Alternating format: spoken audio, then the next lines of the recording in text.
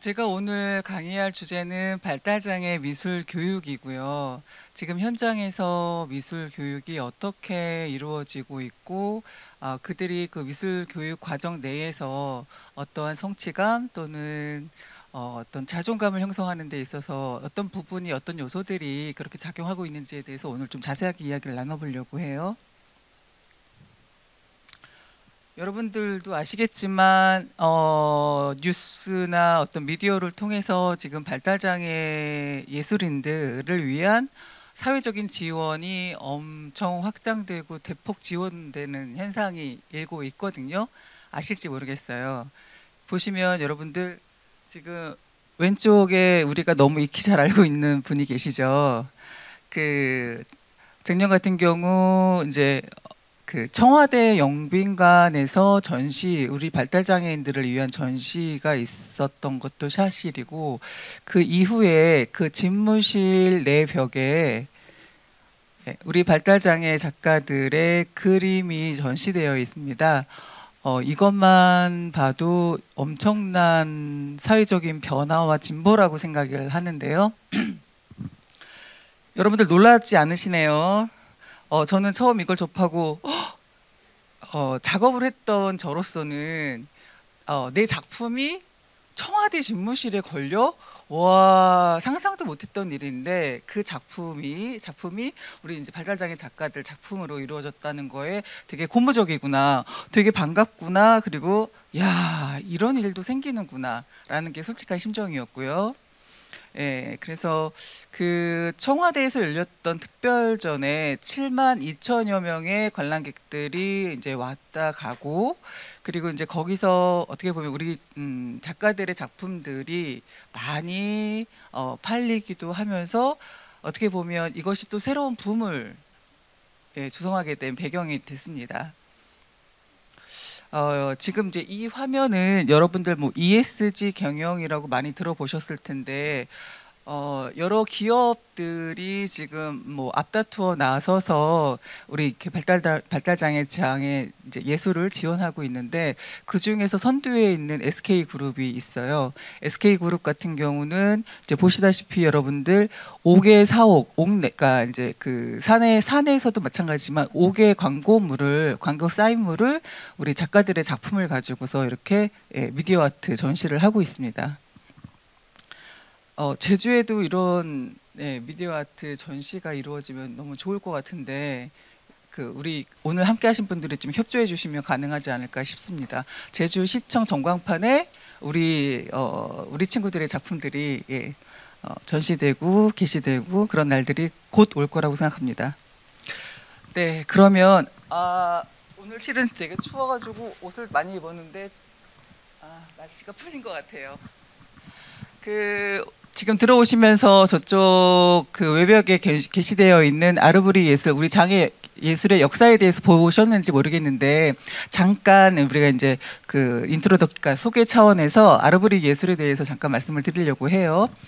아르브리 예술은 너무 생소한 단어이기는 하죠. 왜 그러냐면 이제 그 명칭 자체가 프랑스에서 이제 시작이 됐던 건데, 프랑스의 화가인 장 디비페라는 화가가 있었어요. 그 화가가 자기 작업을 하면서, 우리가 실은 작가들, 예술가들은 매너리즘에 빠지는 시기가 있잖아요.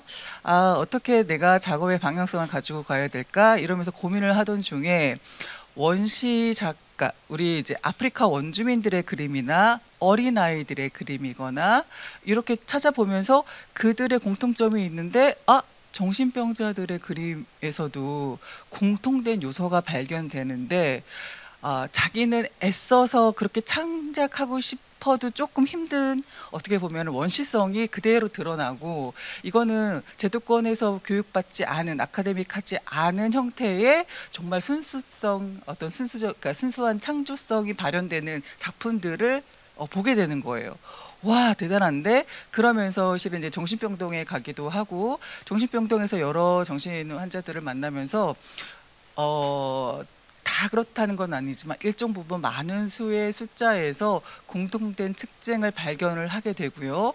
그 안에서 어떻게 보면 우리가 이렇게 기존의 화가들, 작가들이 늘 그래요. 새로운 작품을 좀 만들고 싶어. 남이 안 한 걸 좀 하고 싶어. 정말 작품성으로도 예술성으로도 인정받고 싶어. 그런데 우리 그렇게 제가 앞서 이야기했던 세 부류의 그림들에서 그런 어떻게 보면 우리가 이제 그 가공하지 않은 천재성의 그림들의 요소를 발견을 하게 되고, 아, 그거에 대해서 이제 지칭을 처음 하게 된 것이 날것의 예술이다. 제도권에 교육받지 않고 아카데믹하게 내가 이거를 기술적으로 기법적으로 세련미를 강조하지 않은 그냥 있는 그대로의 예술, 날것의 예술이다라고 하고, 그것이 아트 브리가 날것이라는 얘기예요. 날것의 예술을 처음 이제 1950년대부터 이야기를 하면서, 우리가 기존에는 정신장애 친구들, 그러니까 정신장애인 분들의 그림은 그냥 취미 활동으로, 여가 활동으로만 존재했었던 영역이라면, 이제부터는 그것이 미술 사조 안에 일정 부분은 이제 진입을 하게 되는 계기가 되기도 했죠. 그래서 작품들을 보시면 여러분들 지금 이제 그 아르브리 작품으로 아구스트 발라라고 작품이 있는데, 어때요 여러분들? 우리 아이 어렸을 때 그렸던 그림하고 뭐 비슷한데? 라는 느낌 있으시죠? 뭐 대단하게 유화 물감과 기름을 사용해서 캔버스에 작업한 작업이 아니고요. 종이에 우리가 색연필을 가지고 작업을 한 거예요. 그런데 여러분들 어떤 재료적인 특성의 세련미를 강조하기보다 그 창작에서 표현되어지는 요소 중에 어떤 형태감이나 구성력을 좀 봐주시면 좋을 것 같아요. 네. 어떤 그림일까요, 이거는? 많이 본 듯한 이미지가 있지 않을까요? 오른쪽에 뭐죠, 여러분들? 뭐가 연상되세요? 파라오요? 투탕카멘?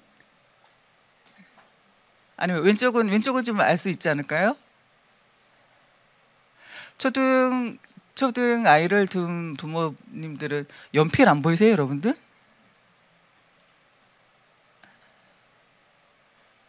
네.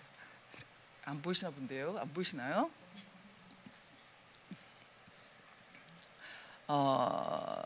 여러분들 지금 이 그림을 보세요. 네.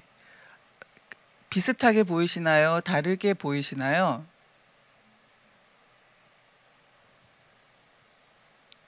정답 없으니까 편하게 말씀해 주시면 더 감사하죠.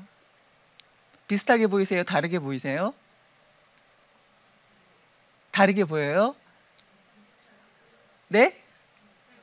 비슷해 보이시고 다르게 보이시고. 지금 이거 보여드린 거는 지금 제주 도내에서 그림을 그리고 있는 우리 이제 강병구 창작자예요. 그런데 여러분들 그러니까 다르기도 하죠. 그렇지만 공통점을 발견하지 않을까요?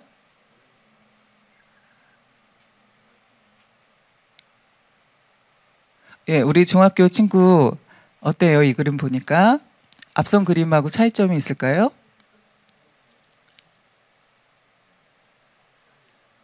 색깔이 달라요? 네? 아, 색깔이 다양해요. 네네. 색깔이 다양하고요, 여러분들. 형태를 좀 봐주시겠어요? 우리는 사물을 표현할 때 되게 사실적인 걸 강요받죠. 그런데 요 앞선 그림들과 그리고 지금 제가 이거 보여드린 그림들에서는 형태가 어떠실까요? 어떻게 보이실까요? 자유롭게. 또?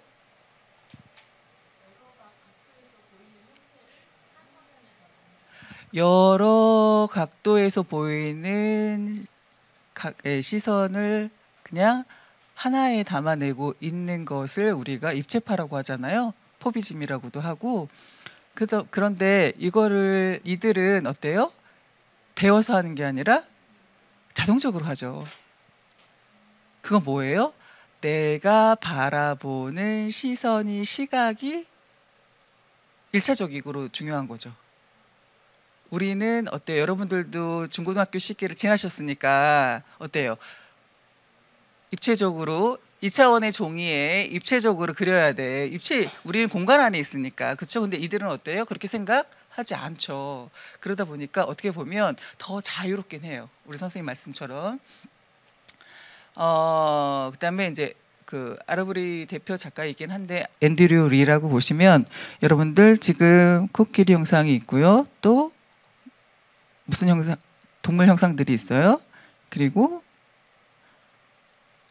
사과, 또 새의 모양. 근데 여러분들 이 지금 4장의 화면에서 보여지는 것들의 공통점은 뭘까요? 반복. 그렇죠? 이거를 이렇게 그리세요라고 이야기하지 않죠. 그런데 지금 이제 이거 보여드리는 거는 우리 국내에서 활동하고 있는 창작자들의 그림이에요. 어때요? 이렇게 그리세요라고 이야기할까요? 그렇지 않아요. 그들이 저절로 나열식으로 반복해서 자기가 좋아하는 형상이나 이미지들을 그림으로 그리죠. 네. 네, 이거는 이제 제가 3년 전에 이제 만났던 친구인데 이 친구는 디즈니 포켓몬 어쨌든 일본의 캐릭터들의 역사에 대해서 그냥 줄줄줄줄줄줄 다 깨고 있는 친구거든요. 여러분들 이러한 반복성이 이들 장애 예술의 특성이다 라고 1차적으로 먼저 좀 바라봐 주시고 오늘 이야기를 좀 시작을 해보도록 하겠습니다. 이렇게 이제 아르브리 예술에 대해서 보여주고 지금 이제 이 작품 같은 경우는 여러분들 어떻게 보이시나요? 좀 해체적으로 보이시죠? 우리가 바라보는 사물의 이미지를 온전하게 그리기보다는 내가 보고 싶거나 그 온전한 사물의 이미지를 해체해서 그림을 그리게 되는데 이렇게 반복적으로 그리거나 아니면 내가 다양하게 바라보는 시각별로 그거를 하나에 담는다거나 전개도식 표현이라고 우리가 합니다. 그렇게 그리는 것들이 누가 가르쳐 주거나 아니면 이렇게 그려야 한다라는 생각조차 없는데 이거는 어디서 반로한 거예요? 그냥 이 사람의 현재의 심리 상태, 정신 상태의 반영이라고 보시면 돼요. 그냥 나열식으로 또는 내가 하나의 그린 거를 계속해서 이어 반복적으로 그리는 형태. 네. 그리고 또 하나는 내가 온전하게 하나의 사물을 바라봤을 때 그것에서 우리가 생각했어요. 사람 몸 안에는 실은 여러 가지 장기들도 있고 몸의 구성 요소가 있죠. 그것들을 따로 나눠서 생각을 한다라는 거죠. 여러분들 여기 보시면 이거는 이제 국내 작가가 그린 그림이에요. 이렇게 조현병이라는 것은 발병이 되었다가 진행이 되다가 완화되기도 하고 더 심해지기도 하는데, 그러니까 이 작가 같은 경우는 대학에 들어가서 온전하게 생활을 하면서도 뭔가 환청에 시달리고 하면서 자기가 조현병이다라는 생각은 못했지만, 그러니까 그렇게 환청이나 환시에 대한 느낌들을 그림으로 많이 표현을 했었거든요. 보시면 어때요, 여러분들? 어머, 왜 그림을 아름답게 그리지 저렇게 무서우신가요? 무섭지는 않죠. 왜? 색깔이 좀 따뜻하지 않을까요? 네. 이제 여러분들이 쭉 보게 되실 건데, 저도 그렇고 어떻게 보면 우리 이 장애 예술, 특히 발달장애 작가들의 작품 안에서는 되게 따뜻함이 느껴지고 그것이 색감으로 많이 표현이 되거든요. 어떻게 보면 그 내 안에 있는 어두운 그림자나 우울이라는 게 있을 거라고 생각하지만 그거는 어떻게 보면은 그 비장애인이 일반인들이 바라보는 시선일 것 같아요. 네. 네. 어떠신가요, 여러분들? 좀 앞선 작품들하고 좀 느낌이 다르시지 않으신가요? 이제 우리가 조현병 정신분열에서도 여러 가지 증상들이 있는데 이렇게 망상장애나 또는 연극성 장애 이런 증상들을 가지고 계신 분들 같은 경우는 조금 나를 희화화하거나 나를 이상적으로 보여주고 싶은 것에 많이 에너지를 분출을 하시는데 여기 이제 코르바즈 그림에서도 그렇고 여기 보시면 그러니까 지금 제가 보여드리는 그림은 국내에서 활동하고 있는 이제 주영애 작가 작품이에요. 근데 어떤 약간 공통적인 특징이 느껴지지 않으신가요? 에너지가 뜨겁죠. 네. 실은 이게 전신 사이즈예요. 그래서 이 그림을 바라봤을 때 압도되는 느낌이 있어요. 여기서도 우리가 여러분들 보세요. 우리 정신장애인들 그림에서 특징이라고 할 수 있는 부분이 얼굴 중에서 이걸 잘 안 그려요. 뭘까요?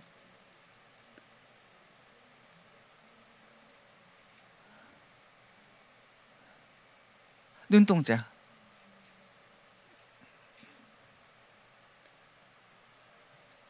보셨어요? 네.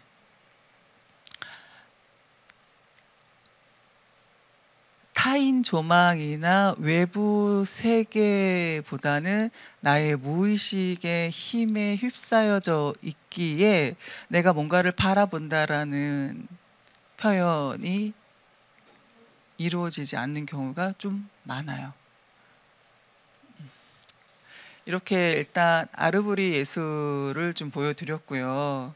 이 외에도 실은 조금 보여드리기 너무 센 그림들이 있어서 그런 것들은 좀 생략을 하고, 그렇게 프랑스에서 시작한 아르브리 예술이 미국에서는 아웃사이더 아트라는 이름으로 이제 활동이 이루어졌고, 우리나라에서 가까운 일본에서는 에이블 아트라는 이름으로 그러니까 이게 어떻게 보면 사조이즘을 형성한 것이 아니라 운동으로 시작이 되었는데, 여러분들도 이제는 에이블 아트에 대해서 많이 들어보셨을 거고 이미 이제 익히 알고 있을 거라고 생각하는데, 장애인들은 비장애인과 몸과 정신이 다르기 때문에 그들만의 독특한 문화와 예술이 존재한다.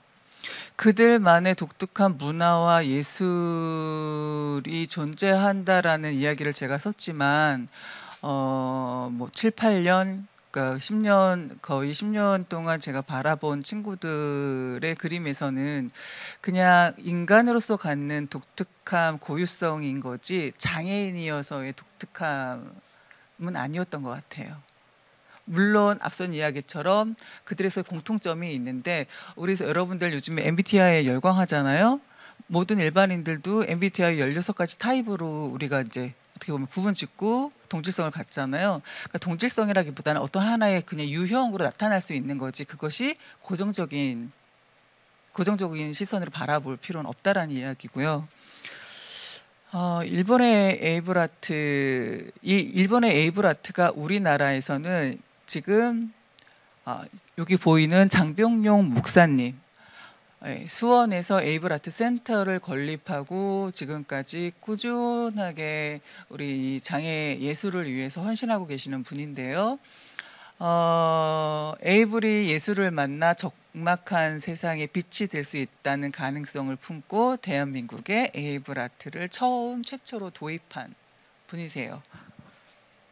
우리가 이 정도쯤은 좀 알면 좋겠죠. 네. 제주에 에이블 아트 센터가 생길 수 있다면 정말 너무 희망적일 것 같아요. 네. 그래서 지금 이제 이렇게 전경이 있습니다. 여러분들 왼쪽에 보면 초입에 아름다운 비행 해서 있고, 네, 안에 실내 분위기도 보여지는데요. 일단 이 스튜디오에서는 해와 도예 영상, 그리고 이제 신진 작가 지원 프로그램, 아트 서포터즈 양성, 그다음에 이제 그 전문화된 예술 교육 프로그램들이 많은데, 요즘에는 더 많이 예술의 영역이 확장되고 있다라고 이야기하더라고요. 그래서 이제 에이블 아트 오케스트라도 있고요. 지금 제주 같은 경우도 미술뿐만 아니라 음악에서도 우리 장애 작가들이 많이 활동을 하고 있잖아요, 연주 작가들이.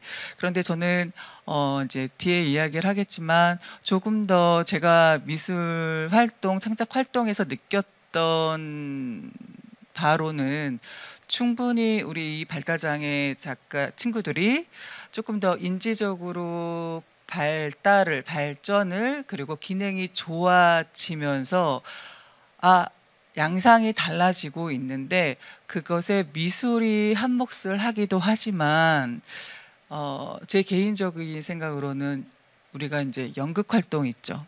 상황극이나 아니면 역할극을 통해서 이들한테 부족한 사회적인 기술이 훨씬 많이 도움을 받고 좋아질 거라고 생각을 하거든요. 그래서 뭐 여기 계신지 모르겠지만 조금 이렇게 연극 활동을 하실 수 있는 우리가 연극인들도 장애 친구들의 관심을 좀 많이 가져주셨으면 하는 바람이 있습니다.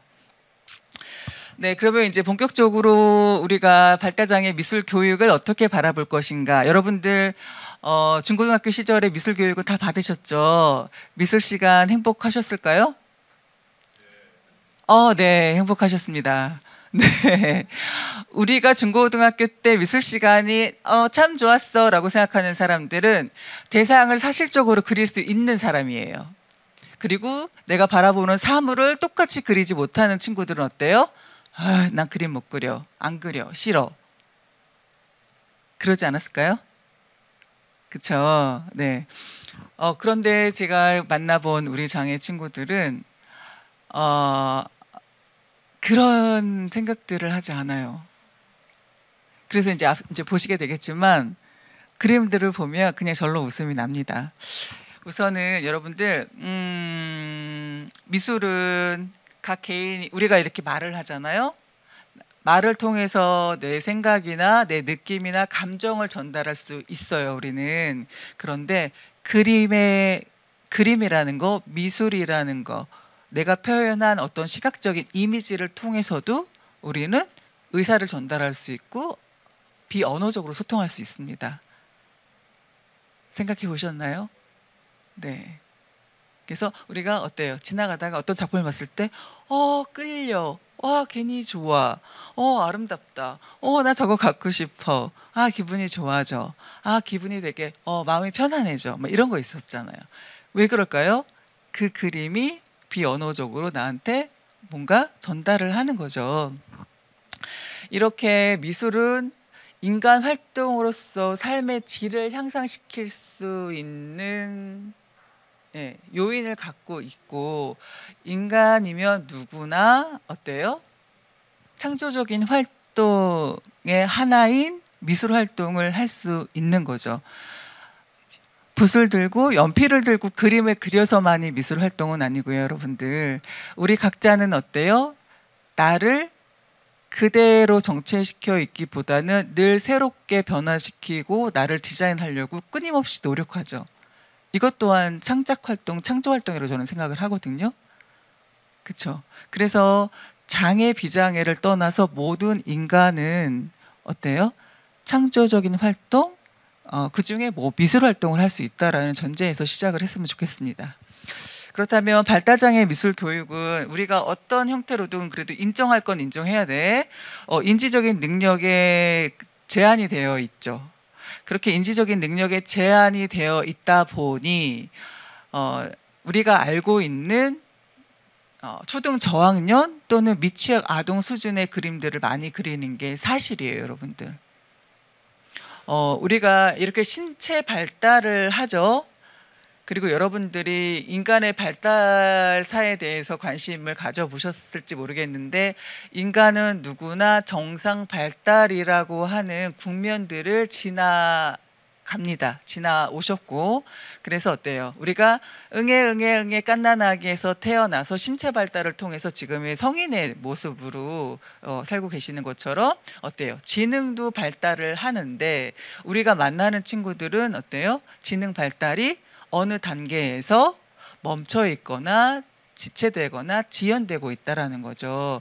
그런데 이 미술도 실은 발달 국면이 있어요. 그래서 처음에 우리가 어린 아이들이 그러니까 뭔가 굴러다니는 이제 연필을 잡고 펜을 잡고 그리는 건 뭐예요? 그냥 이렇게 뱅글뱅글 돌리는 거예요. 그러면서 뱅글뱅글 돌려지다 보니까 뭐래요? 가장 많이 보는 사람의 얼굴을 떠올리죠. 그래서 엄마라고 이야기를 한단 말이에요.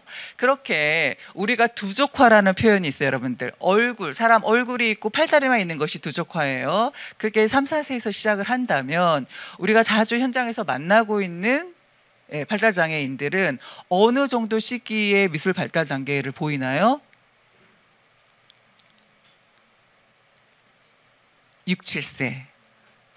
6, 7세 또는 도식기 표현도 이루어지는 친구들이 있어요. 그리고 여러분들 잘 아시겠지만 실은 자폐 스펙트럼 장애에는 아스퍼거라고 하는 고기능 자폐가 있죠. 고지능이기도 해요. 그러다 보면 이 친구들은 어때요? 고지능이다 보니 6, 7세 단계보다는 사실기에 해당하는 그림들을 그려요. 그러니까 여기서의 사실기라는 거 미술 발달 단계에서 우리가 초등 고학년에서 중학교에 진입하는 시기, 얘는 어때요? 이제 빛을 이해해서 우리가 입체적인 표현을 하고 보여지는 사물을 그대로 그리죠. 네, 그 시기란 말이에요. 그림 활동, 미술 활동은 인지, 내가 생각하는 거, 나의 지능과 함께 비례해서 성장한다라는 거. 그래서 우리가 발달장애 친구들을 만나는데 어떤 선생님이 야, 손긋기부터 시작하고 셋생을 한번 해볼까? 아이고야 소리가 절로 나와요. 네. 그러면 일단 우리가 이제 미술이라는 게 여러분들 각자가 가지고 있는 자기만의 온전한 오리지널리티, 고질성을 발현할 수 있으면 가장 이상적인 거겠죠. 그런데 우리는 학교 교육에서 어때요? 정물화를 갖다 놓고서 이거를 그리는데 어때요? 원근을 살려서 잘 그려봐. 나는 그럴 의지가 없는데 그렇게 하래. 그러니까 어때요? 주입식으로 그려야 돼요. 야, 우리 저기 경복궁에 가가지고서 한번 사생활을 해보자. 풍경을 그려봐. 난 풍경 그리고 싶지 않고 난 여기서 사람 그리고 싶은데, 난 여기서 연못을 그리고 싶은데. 아니야, 풍경 그려야 돼. 네. 그러니까 제가 우리 장애 친구들을 만나면서 가장 이제 뒤에도 나오겠지만 최우선 과제로 하는 것은 그들한테 가장 신뢰롭고 그들이 편안하고 안전하다라고 느끼게 해주는 환경, 분위기가 1차 가장 중요하다고 생각을 해요. 여러분들도 마찬가지죠. 어딘가 갔는데 좀 부담스럽고 편하지 않아. 그러면 온전하게 내가 하고 싶은 거를 다 적절하게 표현하실 수 있는 마음을 내시겠어요? 그렇지 못하죠. 우리 친구들도 마찬가지예요. 그런데 일부 우리 이제 미술 교육을 하는 선생님들은 잘하려고 하는 거예요. 너무 잘하려고 하다 보니까 막 욕심도 앞서기도 하고 힘이 들어가 있고 내가 뭔가 해야 된다는 생각에서 뭔가를 막 강요하고 뭔가를 하려고 하죠. 근데 이들은 준비가 안 되어 있어요. 그러니까 어때요? 뒤로 물러서죠. 네. 그러면서 다시 끌어와요. 그럼 어때요? 끌려와요? 안 끌려와요. 그러다 보니까 어때요? 으아 소리가 나기도 하고, 그렇죠? 밖으로 나가기도 하고. 그래서 이제 그 발달장애 미술 최우선 과제라고 제가 한번 제목을 적어보고 1차적으로 창작자, 우리가 만나는 학습자와 미술 교사 간의 서로 간의 신뢰 쌓기가 첫 번째다. 우리 이제부터 미술 교육합니다. 삼국기 한번 해볼까? 위에서 아래로, 왼쪽에서 오른쪽, 10장 채우기. 그렇게 시작하지 않아요. 네, 놀아요. 같이 놀아요.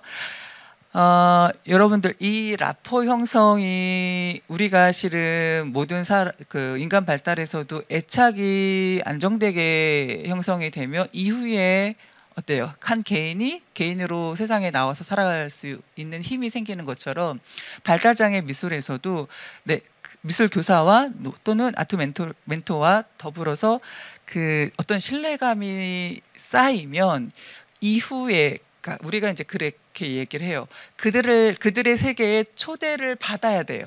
그들의 세계에 내가 들어갈 수 있는 요만큼의 자리를 내어주기까지 시간이 걸리는데 내어주고 그 다음에 그 신뢰감이 쌓이기 시작을 하면 그 안에서 창작 활동, 창조 활동은 어떻게 보면 원활하게 진행이 될 수 있다. 그런데 이런 신뢰감을 쌓는데 실은 쉬울까요? 쉽지는 않겠죠. 그렇다고 못할까요? 못하지도 않죠. 사람이 하는 일인데, 그렇죠? 내가 정성스럽게 진심으로 다가가는데 마다할 사람은 없죠. 그런데 그것이 내 방식이 아니라 그들을 관찰하고 그들에 집중되어서 그들한테 맞는 형태로 다가가야 된다는 거죠. 네, 그래서 이 신뢰감이 쌓이면 안정감이 생기고, 그리고 그 안정감 속에서 지속적으로 관계를 맺으면서 어때요? 익숙함이라는 게 생깁니다. 그리고 어때요? 친밀감도 생기죠. 저는 그걸 제 우선 과제라고 생각을 하고요. 그 다음에 이제 창작을 위한 조화로움의 3요소. 아, 뭔가 우리는 창작을 할 거야. 그렇다면 여기서 필요한 게 뭘까? 다른 요소가 아니라고 생각해요. 저는 사람, 공간, 시간. 그런데 이제 지금 제가 거의 8년 넘게 이제 교육 활동을 하면서 공간이 참 힘들구나. 공간이 참 힘든데, 제가 느낀 게 우리 여러분들 너무 의리의리한 공간을 원하는 게 아니고요. 정말 내가 마음 편하게 창작할 수 있는 공간에서 우리 친구들의 변화를 봤어요. 그러니까 우리 미술 교사 자체도 환경이 될 수 있어요. 그들한테.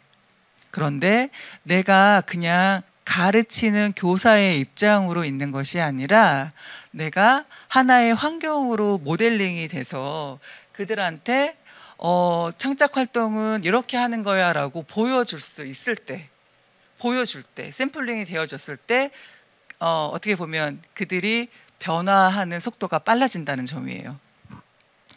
그러면 여러분들 창작을 위한 요소가 사람, 공간, 시간. 시간은 뭘까요? 한 번 한다고 창작이 바로바로 이루어질까요? 지속성을 가져야 돼요. 네, 지속성을 갖기 위해서는 뭐가 필요할까요? 부모하고의 연대가 필요해요. 네, 그리고 안정적인 공간도 필요하고요. 네. 그렇다면 여러분들 요즘에 많이 듣는 이야기가 있으실 거예요. 퍼실리테이터. 네. 그 교사는 이제는 지식을 전달하는 티칭으로서가 아니라 촉진자의 역할. 그러니까 저는 그거를 질문자 또는 반응자라고도 이야기를 하는데, 여러분들 질문하시죠? 우리 장애 친구들한테 만나면 질문하면 대답해 주나요? 대답 안 해줘요. 대답 안 해줘요. 근데 질문해요. 오늘 밥 먹었니? 오늘 밥 뭐 먹었어? 그래서 질문하죠. 근데 이제는 너무 대답을 잘해줘요. 저는 근데 그 대답을 듣기 전까지 무수히 했던 활동이 반응해 주는 거예요. 대답은 안 해주는데 뭐 하다가 무슨 얘기를 해요. 그러니까 제가 정말 많이 들었던 이야기가 있어요. 그러니까 우리 각 친구들마다의 특성이 있어서 그 친구들은 언어적으로 사람들을 만나섰을 때 대화의 패턴도 반복적이에요. 선생님 뭐 했어? 이은주 선생님. 이은주 선생님. 반응해줘요. 선생님 뭐 했어? 선생님 뭐 했어? 반응해주는 거예요. 그러면 어때요? 메아리가 되죠. 그러면서 실은 이제 관계가 친밀해지기 시작합니다.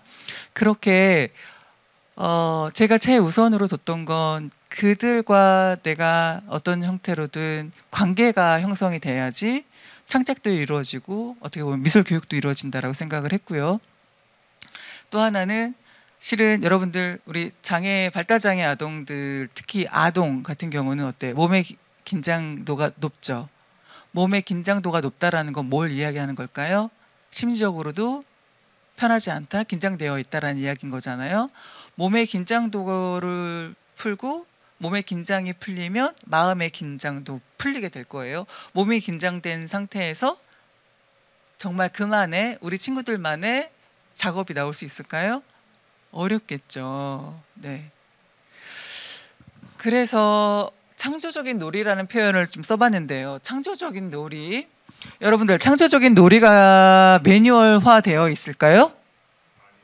아니요. 그러면 어떻게 해요? 어떻게 할까요? 놀이성에 대해서 한번 생각을 해보셨나요? 여러분들 요즘에 놀이를 하시나요? 우리 성인이 되고 어른이 되면 너무 해야 될 당면 과제들이 많아서 놀이는 잊어버리고 살죠. 그나마 하는 게 유튜브 보는 게 놀이잖아요. 아닌가요? 아우 선생님 무슨 말씀이세요? 저는 창조적인 놀이를 지금도 너무 잘하고 있습니다. 뭐 하고 계시나요?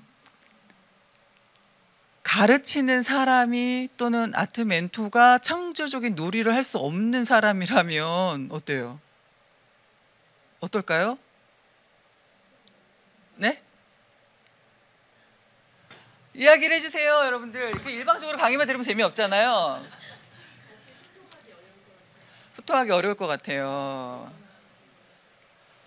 선생님이 더 얼어있고 선생님이 더 심심해. 그럼 어때요?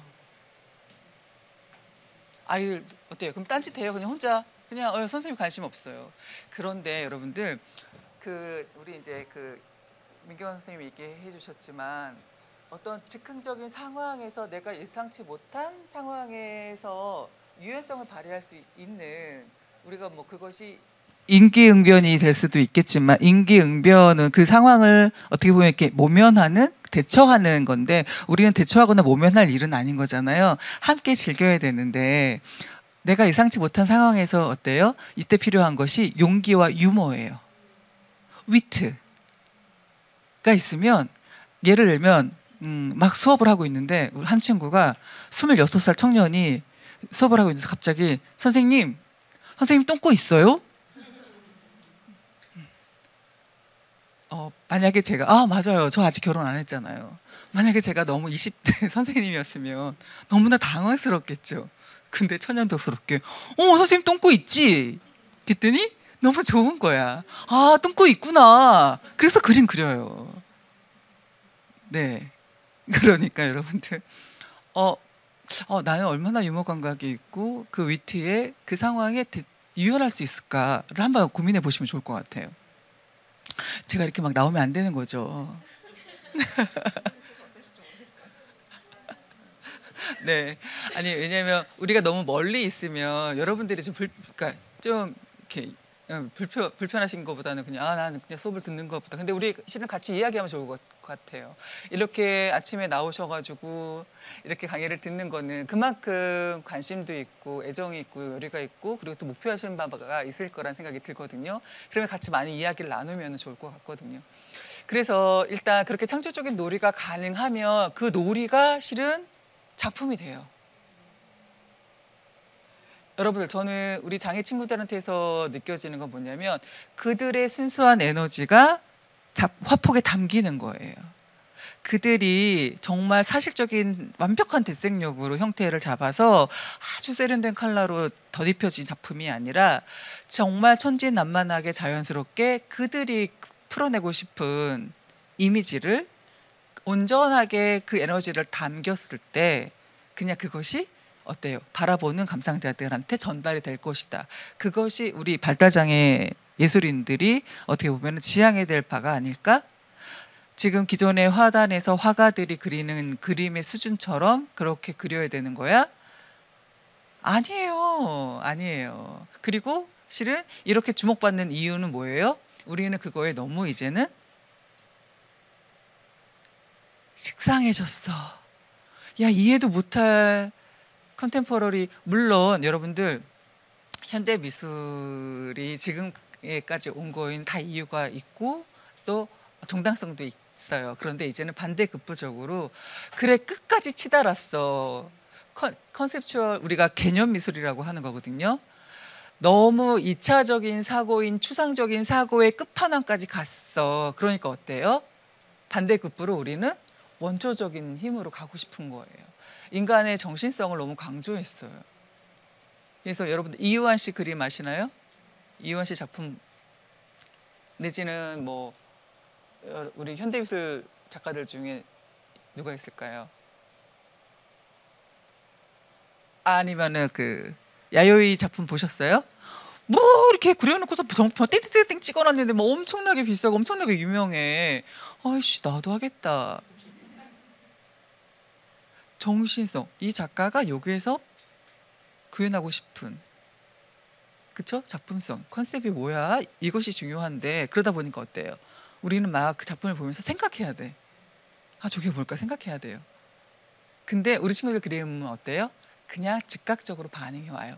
우와 이렇게 어떤 미술사의 흐름이나 사회적인 흐름이 어떤 극단에 처해졌을 때는 그 반대 급부로 되돌아오는 회귀성이 있다라고 저는 생각이 들고, 그것이 지금 발달장애 장애 예술하고 맞물렸다는 느낌이 들어요.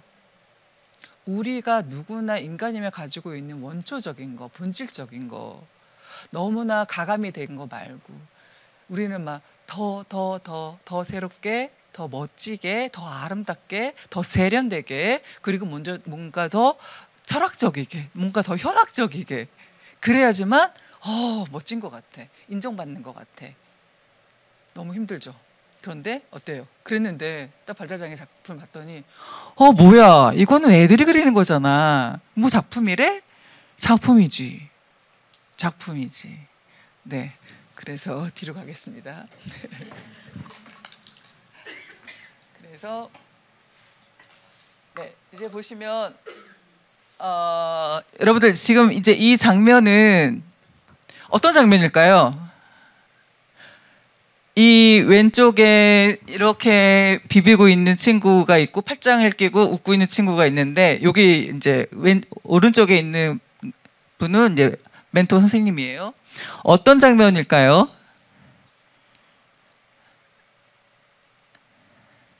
수업을 하고 있었어요. 근데 저쪽에서 인혁이가 잘못했어요. 용서해 주세요. 아, 인혁이가 잘못했어요. 용서해 주세요. 무슨 일이지? 정말 무슨 일이 있었나 싶었는데, 그냥 그림을 그리다가 실은 그냥 하나의 에피소드로 벌어지고 있는 일이에요. 근데 여러분들, 너희들 장난치지 말고 그림 그려, 이런 얘기 안 하죠. 예, 같이 놀아요. 근데 이제 이 상황이 뭔가 했더니, 어쨌든 여러분들 어떤 상황이 중요한 것보다는 이 분위기가 어떨 것 같으세요? 네.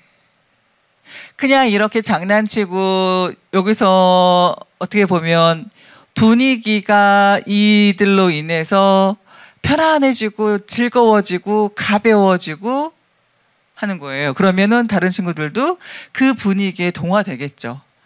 네.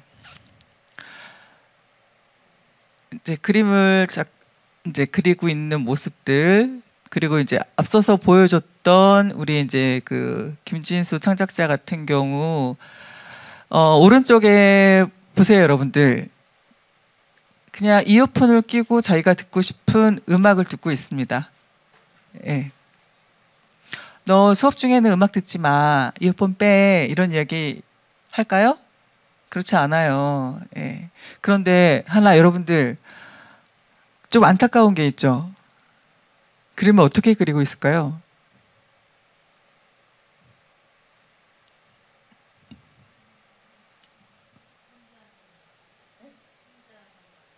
혼자서? 지금 책상 테이블 위에 턱을 받치고 그림을 그리고 있는 거 보이시나요? 여러분들 그림 그릴 때 턱을 받치고, 책상 위에 턱을 받치고 그림을 그릴까요? 우리 그러지 않은데 왜 그럴까? 장애의 특성을 이해를 하셔야 되고, 이 개인의 특성을 개인의 특성이기도 하지만 개인의 신체 상태를 이해를 해야 되는 게, 눈이 잘 보이지 않고요.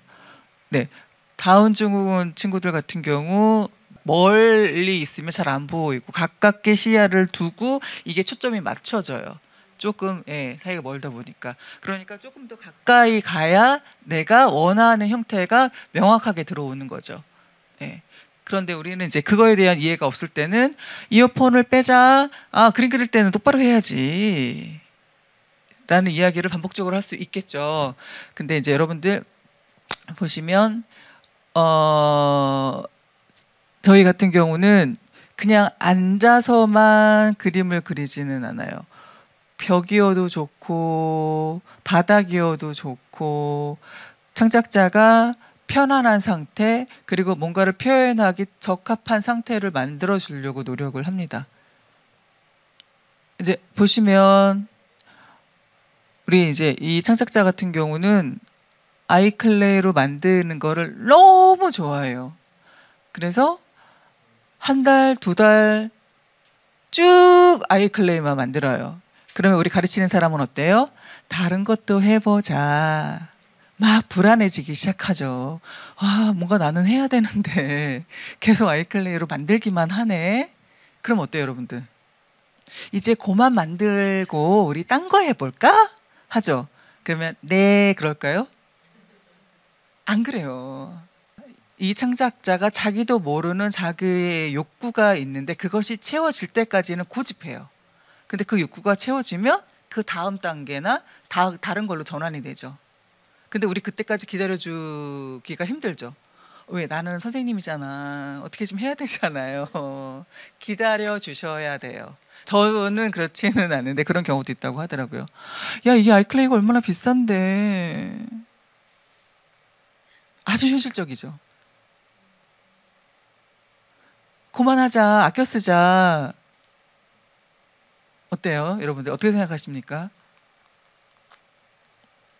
그러지 않았습니다. 저는 끝까지 이만큼 뭉치더라도 그래 이렇게 해서 네 작업을 끊임없이 아이클레이로 자기 머릿속에 있는 캐릭터들을 그러니까 발달장애 친구들을 만나면서 그들의 작품의 특성을 창작의 특성을 이야기하라고 한다면 저는 그렇게 이야기하고 싶어요. 자기 머릿속에 있는 것을 아웃풋, 출력하는 거예요. 창작을 하기보다 뭔가를 새로운 걸 만들려고 하는 것보다 자기 머릿속에 있는 것을 그대로 복사해내거나 그대로 재현하는 거. 그들이 1차적으로 하는 행위예요. 여기서 잠깐 동영상을 좀 보여드릴게요.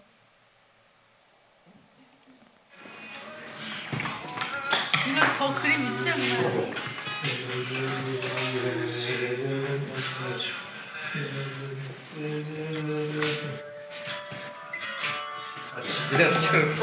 빨리 돌리기 한 거 아니에요.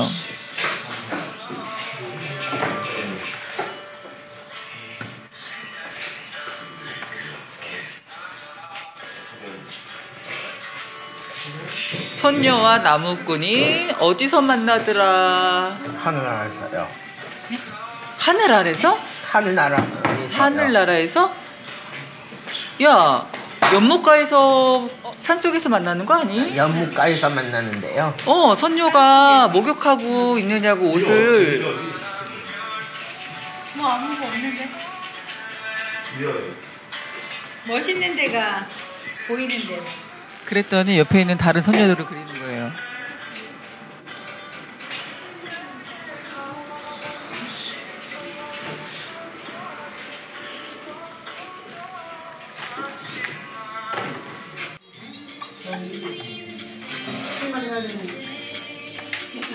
이 친구 같은 경우는 이제 그림을 그리기 시작을 하면 자기가 알고 있는 모든 그 연표, 모든 역사의 연표들이 쫙 나오고 자기가 알고 있는 어떤 만화의 장면들이 주르륵 나오고 캐릭터가 주르륵 나와서 종이를 하루에 한 100장은 그려요.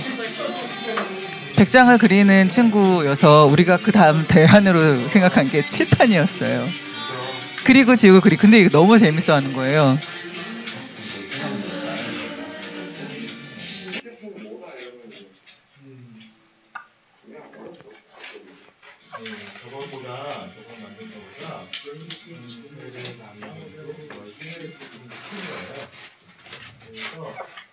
틀은 제가 다 있어요.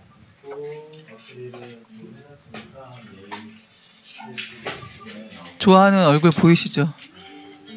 아주 흐뭇했어요. 칠판을 갖다 주니까. 올려줄게요.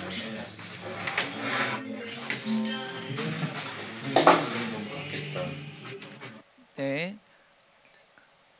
일단 지금 현재 발달장애 미술 교육에 있어서의 나름 난제라고 제가 정해봤는데요. 현장에서 발달장애 친구들을 만나고 있는 미술 교사들은 여러분들 그거 아실까요? 그 미술 교육과는 있지만 장애 미술 교육과는 대학에서 없습니다. 그러니까 특수 교사가 미술 수업을 하거나 예술 강사가 미술 수업을 하거나 방과후 활동을 하거나 그런 상황이죠. 그랬을 때 어떤 게 발생할까요? 내가 미술 교육은 할 수 있지만 특수교육적인 입장에서 발달장애에 대한 특성을 잘 이해를 못할 수도 있고요. 또는 내가 특수적인 발달, 그러니까 특수적인 교육을 받긴 했지만 미술의 전문성은 떨어질 수 있고요. 그런데 요즘에 현재 하고 있는 것이 뭐냐면 미술 교육과 미술 치료사, 미술 교사와 미술 치료사가 혼재하고 있죠. 어떤 상황에서는 내가 미술 치료사가 되기도 하고 어떤 상황에서는 내가 그냥 미술 교사가 되기도 하는데 그 상황들이 분리되기보다는 잘 융합적으로 적재적소에 발휘되고 역할을 할 수 있을 때 어떻게 보면 교육이 가능해지는 지점이 될 거라는 생각이 들고요. 여러분들 발달장애인들의 표현에 대한 접근 방법과 교수법이 어렵습니다. 그래서 저한테 저는 발달장애들을 만나고 있어요 라고 이야기를 하면 힘들지 않아요? 라는 이야기를 먼저 하세요. 힘들지 않아요. 어떻게 안 힘들어요? 왜 힘들어야 돼요? 힘들어요. 네. 미술 교사의 전문성 및 미술 교육 전문 인력의 부족하죠. 이것도 어떻게 보면 앞으로 우리 제주문화예술재단이 해결해 나가야 될 문제라고 생각합니다. 이 장애 예술을 적극 권장하고 활성화하기 위해서는. 그다음에 현재 미술 치료와 미술 교육이 혼재되어 있다라고 하는데 저는 이 나름의 카오스가 코스모스로 나아갈 거란 생각은 해요. 이것을 분리시켜서 너는 미술 치료사니까 미술 치료만 해, 너는 미술 교사잖아, 미술 교육만 해는 아닌 것 같아요. 특히 발달장애 영역에서는. 그다음에 발달장애 미술 교육을 위한 교재 또는 자료가 부족한데 그거는 그 매뉴얼을 중요하게 여기는 정책자들의 생각일 거라는 느낌. 그런데 그렇지만 초심자 지금 막 입문하신 분들한테는 어떤 형태로든 사례는 필요할 것 같아요. 네. 그다음에 이제 여러분들도 같이 공감하시겠지만 우리가 이제 학습 환경의 열악함 어때요? 오늘 미술 활동하고서 싹 치우고 깨끗하게 정리하고서 다 집어넣고 들어가야 되죠. 근데 여러분들 아시겠지만 우리가 이제 작품을 하는 미술 실기 공간은 어때요? 작가가 그림을 그려놓고 그 상태대로 놔두고 다른 볼일을 보거나 갔다가 다시 와서 어때요? 내가 멈춘 상태에서 다시 바라보면서 뒤를 이어가죠. 그래야지만 어때요? 내가 했던 그대로가 존재해서 거기에 다시 들어갈 수 있는 거예요. 그런데 우리는 어때요? 활동을 다 하고 나가지고서 다 정리하고 다 집어넣고 그리고 게시도 못해요, 작품을. 그런 상황이지만 그런 상황에서 지금까지 왔고 앞으로는 좀 변화된 상황에서 우리 친구들 만날 수 있을 거라는 생각을 합니다. 네. 그러면 장애미술교사는 어떤 덕목을 가져야 될까? 우선은 미술 실기에 대한 기초 지식이나 기법을 알아야겠죠. 그런데 저는 그런 생각을 해요, 여러분들. 일정 부분은 내가 전문 지식이 없더라도 할 수 있습니다. 그래? 할 수 있어. 그런데 정말 중요할 때, 정말 예상치 못한 상황에서 뭔가 거기에 유연하게 대처할 수 있는 힘은 내가 예술가로 또는 미술 교사로서 오랜 동안 축적되어 있는 어떤 노하우가 발현될 수 있어요. 또 하나 미술사 및 이론에 대한 지식, 너무 여러분들 다 아실 거라는 생각이 들고요. 장애 아동의 미술을 바라보는 관점에 필요한 아동 발달 미술 단계, 인지 발달 이론에 대한 이해가 필수라고 저는 생각을 하고요. 장애의 유형과 특성에 따른 맞춤식 교수법. 어려울 것 같아요. 그런 때 필요해요. 우리는 여러분들 지금 어떻게 보면 특수학교에서 미술 활동이 일반적으로 비장애인들이 하는 활동에서 수준을 낮춰서 진행하거나 미리 어느 정도의 반제를 준비를 해서 그 체험을 한다던가 형태지, 이들이 충분히 어떤 미술 활동에서 궁극적으로 얻어갈 수 있는 어떤 예술 경험, 그러니까 예술 경험이 되지는 않는 상황인데, 이런 점에서 어느 정도는 우리가 이들한테 맞는 맞춤식 교수법에 대해서 교육을 일정 수준 받고 들어가야 되지 않을까라는 생각을 합니다. 또 하나는 아까도 이야기했던 것처럼 질문자, 반응자, 지지자, 조력자로서 인내심과 이타성을 강조하고 싶은데요. 인내심과 이타성을 덕목으로 가지고 있는 어느 한 미술가라면 조금은 더 발달장애 미술 활동에서 미술 교사로서 활동할 수 있는 힘이 될 거라는 생각이 들어요. 이 이타심이 어떻게 보면 그들과 꾸준하게 만날 수 있는 지속성을 담보한다라고 생각을 하거든요. 또 하나, 교사의 전문성은 학위나 뭐 그가 어디에서 무슨 수료를 하고 뭘 받아서라기보다는 내가 만나는 학생과 상호적인 관계 내에서 정의될 수 있다라고 보여져요, 여러분들. 내가 어떤 특성을 갖고 있는 장애 친구를 만났는데 그 친구와 내가 상호 관계가 유연하게 적절하게 잘 이루어지면서 뭔가를 할 수 있어. 그럴 때 우리는 뭐라고요? 그 교사는 지금 발달장애 미술을 할 수 있는 전문가야 라고 이야기를 하고 싶거든요. 1차적으로 관계 형성이 되지 않는 상태에서의 전문성은 발휘될 수가 없다라는 점. 네, 그래서 아까 제가 처음에 서두에서 이야기했던 것처럼 라포사키가 중요하다고 보고요.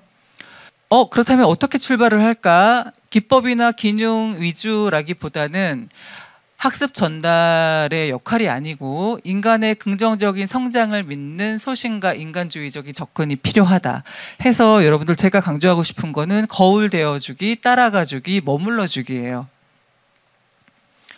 거울이 되어주는 거, 따라가주는 거, 그리고 머물러주는 거. 이거 잘할 수 있어 하면 한번 재밌게 해보시면 좋을 것 같아요. 장애 친구들 각자가 경험하는 자기만의 세계에 초대되기 전까지 거울에 비춰 자신을 보듯 안정감을 찾을 수 있는 미러링 작업이라는 것이 아까 이야기했던 반응자로서의 역할이에요. 그냥 반응해주고 메아리가 되어주는 거. 그거 뭐예요? 너 혼자 있지 않고 내가 있어. 우리는 어때요? 지금 서로 이 공간 안에서 이 시간을 같이 공유하고 있단다. 너 옆에 내가 있어. 근데 나는 너의 세계에 그대로 비춰지는 거울이야. 그러면 어때? 이질감이 들지 않죠?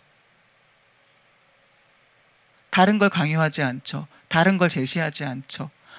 따라가주기. 학습 목표나 교수 방법보다 어디로 튈지 모르는 참가자들의 자발적인 에너지, 다이나믹스를 만들기 위한 공감과 지지. 발달장애 아동 청소년들을 만날 때 이거 우리 너무 맞닥뜨리는 현실이에요. 어디로 튈지 모르고요. 어떻게 반응할지 몰라요. 그래서 뭔가를 하려고 하지 말고 그냥 따라가 주는 거예요. 네. 그다음에 머물러주기. 힘들어요. 힘들지만 여러분들 내가 어떻게 해야겠다라는 나의 마음을 갖지 않으면 아주 편해요. 쉬워요. 네. 특정 분야, 만화나 애니메이션 캐릭터, 자동차, 동물 등에 엄청나게 관심을 많이 갖죠. 그래서 이거를 고집해요. 그리고 변화를 싫어해요. 그리고 그런데 그 상태에 같이 머물러주고 같이 즐기고 같이 놀아줘야 돼요. 그러면 관계가 성립이 돼요.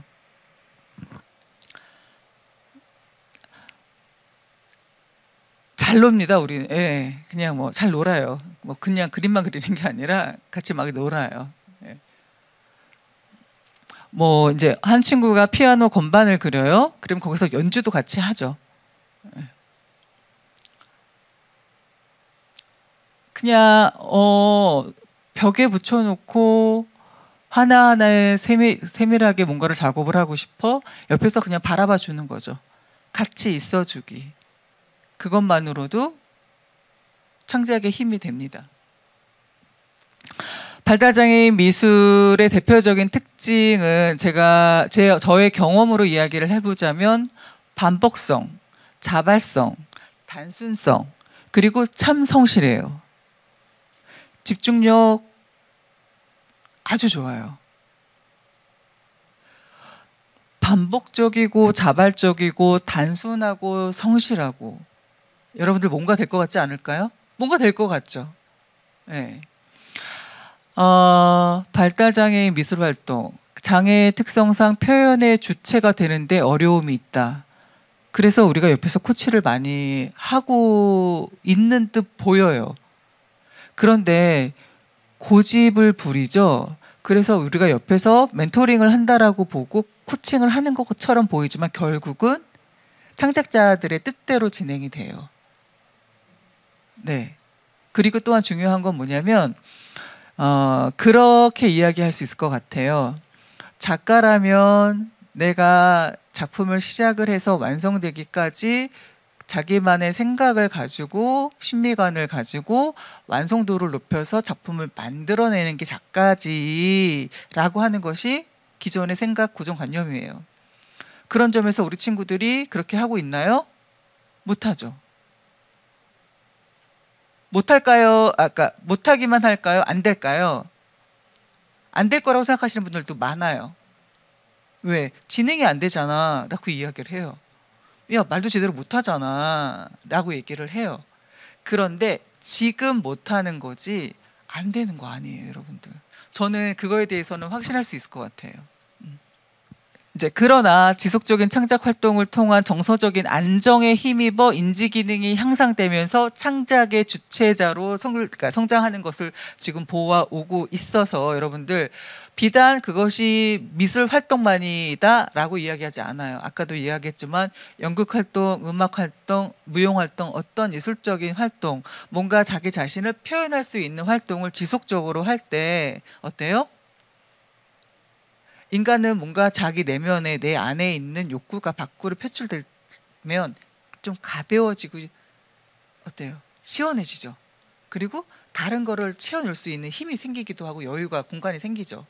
이렇게 아웃풋도 되고 인풋도 되는 관계 그 상황이 지속되면 내가 생각하지 못했던 그리고 여기서 이야기하고 싶은 변화의 힘이 생긴다라고 보고요.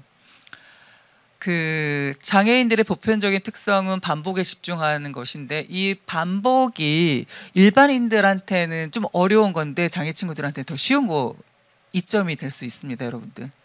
아까 보여드렸어요. 그래서 지금 오른쪽에 보면 지금 많이 쌓여져 있죠.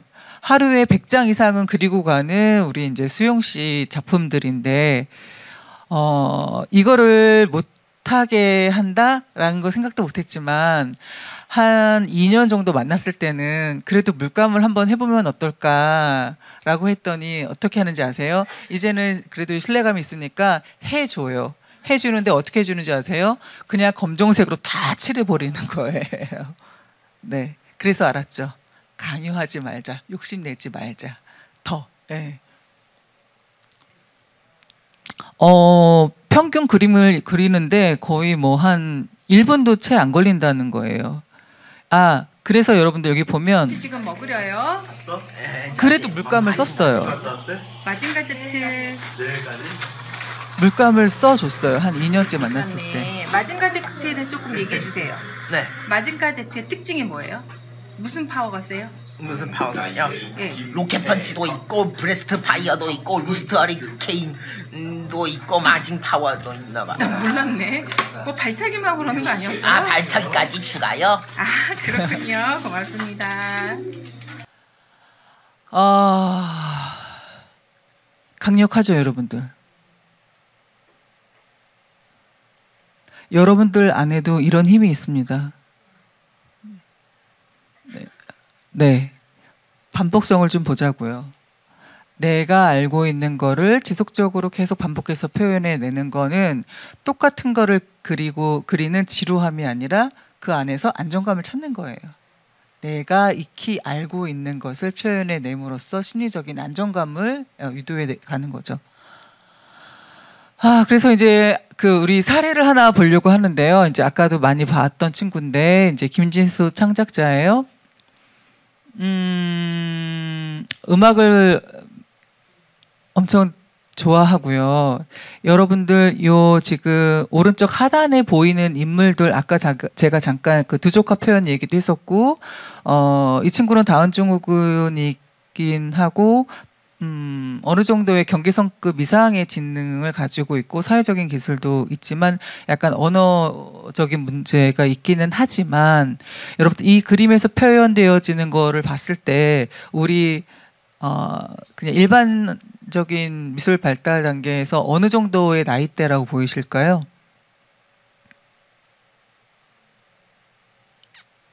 네? 네. 학령기 이전의 그림처럼 보이시죠? 네. 학령기 이전에 37살 청년이 학령기 이전의 그림을 그리니까 이거는 무시돼야 될까요? 아니죠. 여러분들 지금 지금 이렇게 그리실 수 있어요? 못 그려요, 여러분들.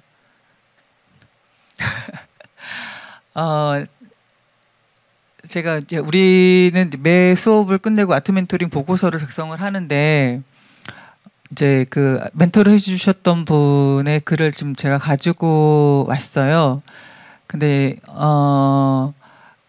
몇 차씩 같이 창조적인 놀이 또는 따라가지고 머물러주고 그런 활동들을 하면서 밖에서 보기에는 뭐야 그냥 놀기만 하다가 끝나는 것 같아 이지만 거기서의 멘토분들은 하나 기록 관찰 일지를 적고 거기서 그 다음에는 우리가 어떤 활동들을 한번 기대해 볼까 뭐가 필요할까에 대해서 고민을 합니다. 개인적인 이야기, 개인적으로 선호하는 것들의 상징들을 그려놓고 좋아하는 가수 그룹인 터보의 노래 제목과 가사를 그려 넣었어. 음악을 무척 좋아해. 기회가 있다면 음악을 접목해도 좋을 것 같아. 그룹 전체를 위해서 음악을 선곡해 주는 것도 있어요. 아유, 제가 시간이 없어서 빨리 하는데 어쨌든 반복적인 거에서 우리는 이거를 반복하니까 다른 걸로 가는 것이 아니라 반복하고 있는 거에서 다른 매체를 통해서 그 반복성을 더 권장시켜줄 수 있는 것이 어떤 게 있을까에 대해서 고민을 하는 거죠. 그런데 이제 이 지금 김진수 친구가 실은 그림이 요만하게 그렸었어요. 요만하게 이렇게 테이블에 책상에 코를 박고서 그림을 그렸던 친구가 우리가 이제 현장 체험을 했는데 작가의 작업실을 가서 그 작가분이 그림을 그리는 걸 보고서 여러분들 여기 보이시나요? 이렇게 형태가 커진 그림을 그렸어요. 그랬나 보다. 그런데 3, 4년 계속 만나온 저희들로서는 깜짝 놀랄 대이변이었어요. 진수가 그림을 이만하게 그렸어. 와, 정말 놀라운 일이었거든요. 보세요, 여러분들. 이게 이제 한 15호 정도 되는 캔버스이기는 한데 15호 되는, 그러니까 기존에는 여기서 그림을 자잘하게 그리는 타입이었는데 너무 어떻게 보면은 실제 화가가 작업을 하는 것을 보면서 너무 동기화가 100%된 거죠. 훅 동기화가 돼서 그림을 그리기 시작을 하는데 이렇게 파워풀하게 그렸어요. 그러니까 사람들은 그냥 저기 뭐지 할 텐데 뭘까요, 여러분들? 한번 여러분들의 상상력을 테스트해 보겠습니다. 여러분들 이 형상이 어떤 이미지일까요? 사람. 네, 맞습니다. 사람. 어떤 사람? 네? 책 보는 사람. 본인이 책을 열심히 보신다고 책 보는 사람이라고 하지 마세요. 역시 투사가 되기는 하죠. 나의 마음이. 책 보는 사람 아니에요. 사람이에요. 잘 보세요, 여러분들. 우리가 사람의 신체를 기준으로 봤었을 때 어느 부분이 좀 이렇게 막 강조되고 양쪽으로 뭐가 이렇게 막 빵빵한 것 같잖아요. 몸짱. 지금 이 창작자의 남동생이 이제 20대 청년인데 엄청 운동을 열심히 해서 몸짱인 거예요. 그래서 동생을 그린 거예요. 갈비뼈 여러분들 초콜릿 근육 아시죠? 우와, 우와, 그랬어. 야, 네. 그러면서 요즘에는 집에서 이렇게 뭐 30%, 50% 되는 캔버스에도 너끈하게 그림을 그립니다. 여러분들 대단한 거예요. 네, 이 시점에서 좀 영상을 하나 보여드릴게요.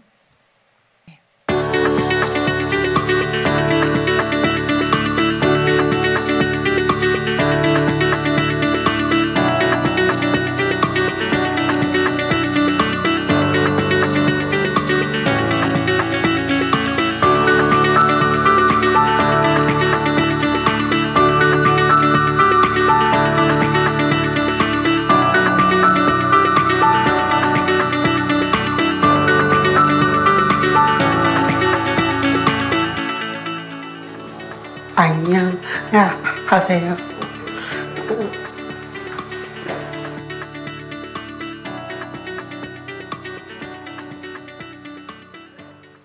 어린 시절 진수는 굉장히 섬세하고 조용하게 좀 책을 많이 봤어요. 책을 막 이렇게 좋아해가지고 항상 옆에 책을 놓고 책의 내용을 다 외울 정도로 책을 많이 봤고 또 개구장이 짓도 좀 많이 했고 속도 많이 썩였고 집에서도 많이 해야죠. 전시들 큰 전시 공간에서. 진수가 예전에는 그림을 이렇게 막 이렇게 스스로 그리려고를 안 했었는데 요즘은 그러니까 스스로 시간을 정해서 그림 스케치 해놓고 하루는 스케치를 해놓고 그다음 매일매일 그 스케치한 그 그림을 매일매일 시간 정해서 이제 조금씩 색칠을 해 나가면서 그렇게 시간을 보내고 있고 자기 혼자 살고 있으니까 엄마한테 밤에 스케치하면 그 사진 찍어서 스케치한 거 해서 엄마한테 보내주고 또 오늘 다음날 색칠하면 요 부분 색칠했다고 사진 찍어서 보내주고 요즘은 이 진수 그림을 통해서 엄마랑 소통을 많이 하고 있어요.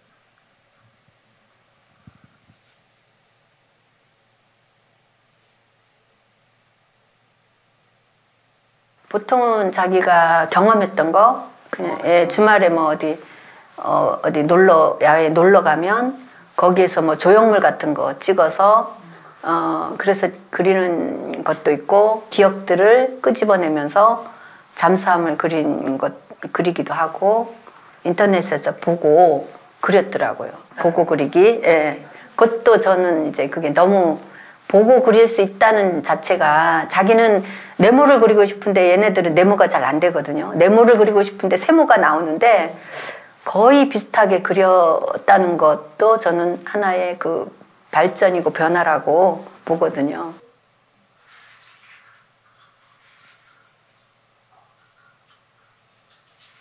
예전엔 그냥 정말 있는 듯 없는 듯한 존재였거든요.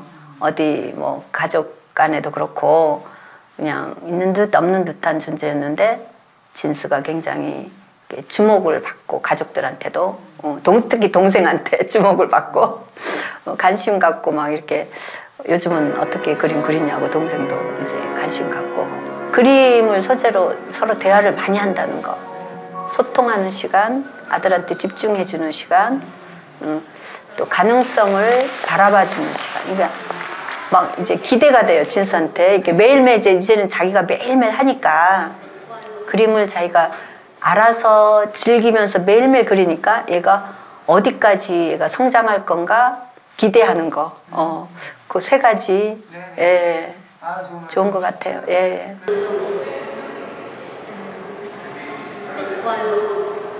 그림을 잘 그려야 된다고 생각을 했거든요. 근데 하다 보니까 그게 아니더라고요. 그림을 통해서 우리 장애 자녀들이 자기가 자기 자신을 표현하고 자신 있게 표현하는 것 같아요. 그런 작업들을 통해서 우리 자녀들이 좀 더 적극적으로 자신을 표현하고 자기 개성을 나타내고 그런 면에서는 적극적으로 우리 그림을 잘 그리던 못 그리던 그런 걸 상관없이 적극적으로 부모가 뒷받침을 해줬으면 좋겠습니다.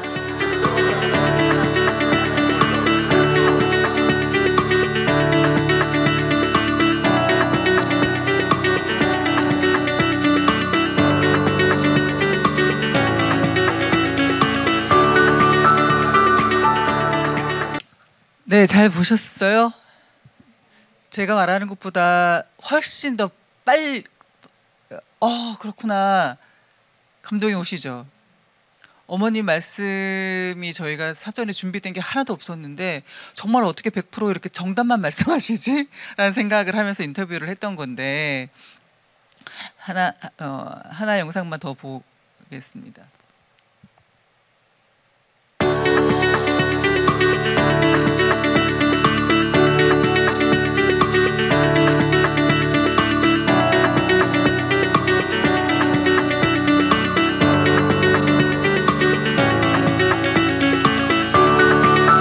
이 친구는 이제 디지털 드로잉이라 그래서 그 아이패드에서 제공하는 프로크리에이트 가지고서 작업을 하는 친구인데 정말 실력이 출중해요.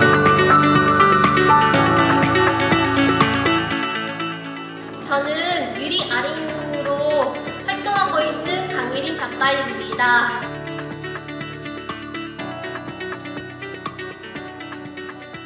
강예림 작가는 원래부터 자신을 형상화한 뮤링이라는 캐릭터로 이런저런 작업들을 많이 했었는데 좋아하는 것들을 좀 더 명확히 하고 앞으로 하고 싶은 것들에 대한 이야기를 나누면서 웨딩드레스 시리즈라는 작품을 시작하게 되었어요.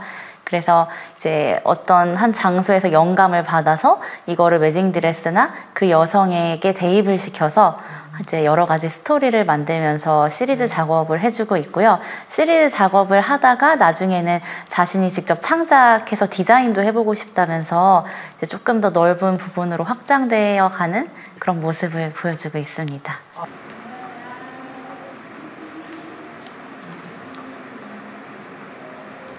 아이패드를 사용해서 디지털 드로잉을 좋아하고요.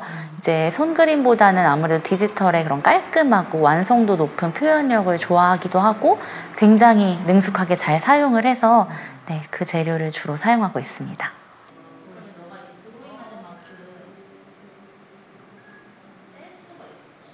우선 작업을 할 때 그런 몰입하는 힘이 아주 좋고요. 그리고 완성도에 대한 목표라고 해야 될까요? 완성도를 높이기 위해서 끝까지 그 작업을 꾸준하게 완성해내는 그 힘이 너무 좋아서 이제 그냥 단순히 즐기고 빨리 그려서 뭔가 해야지.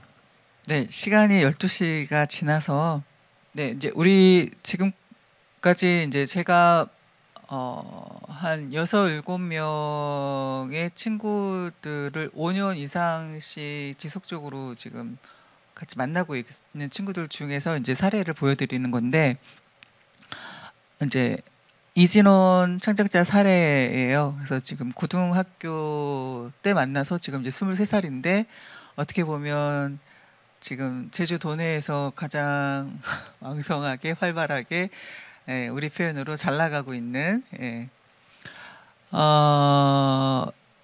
이 친구는 신기하게도 우리 이제 발달장애 친구들이 사람에 대해서 별로 관심이 없다라고 보여지고 또 상호작용이 조금 힘든데 이 친구는 달라요.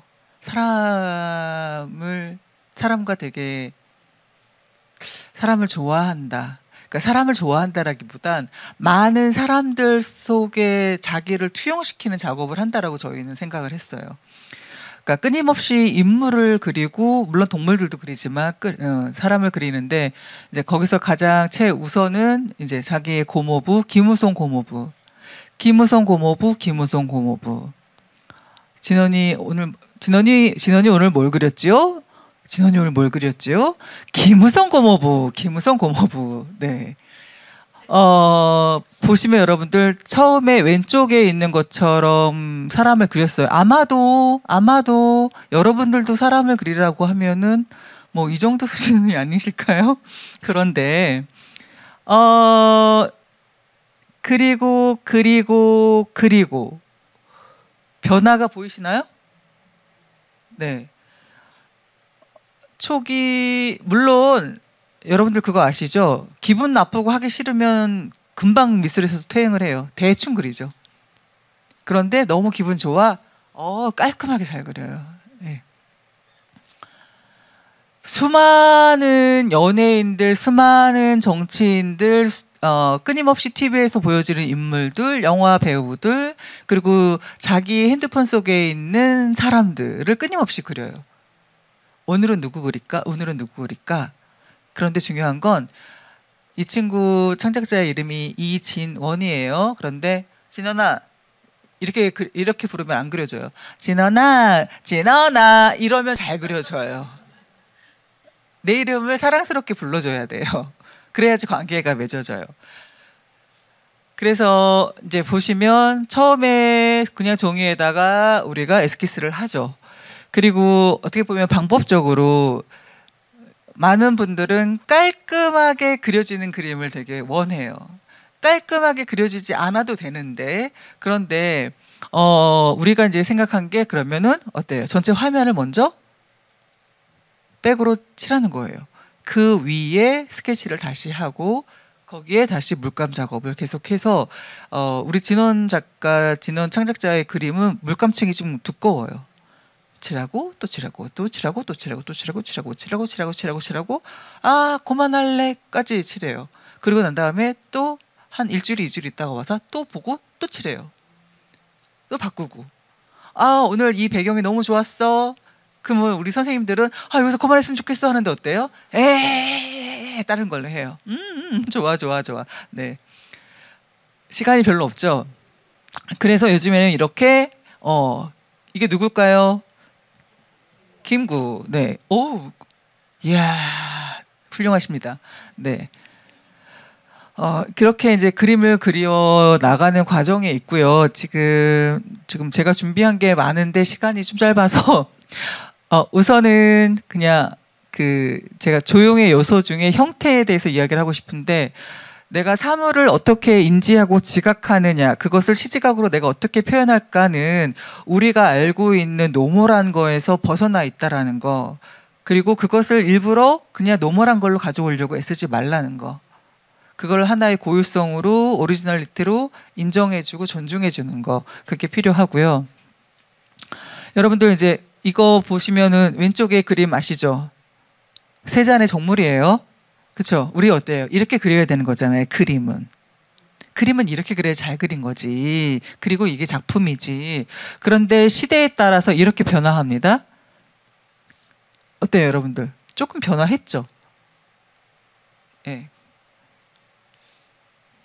이 그림을 좀 봐주세요. 이건 누구 작가? 밑에 있네요. 어때요, 여러분들? 사물을 이렇게 그려? 똑같이 그려야지. 이들은 내가 바라보는 시선에서 어때요? 보여지는 것들의 단면을 그리는 거예요. 여러분들 이게 뭘까요? 오케이, 네, 맞습니다. 이건 뭘까요? 네, 그러면 다시 또 질문을 해볼까요? 이건 뭘까요? 한상 차림이 나왔죠. 딸기요? 토마토. 네, 이거는 뭘까요? 접시. 꽃무늬가 있는 예쁜 접시예요. 이건 뭘까요? 키위. 참, 여러분들 어떠세요? 야, 이렇게도 그리는구나. 야, 신선하다. 그쵸? 4년제 미술 교육을 받은 사람들이 이렇게 그리려고 하지 않아요.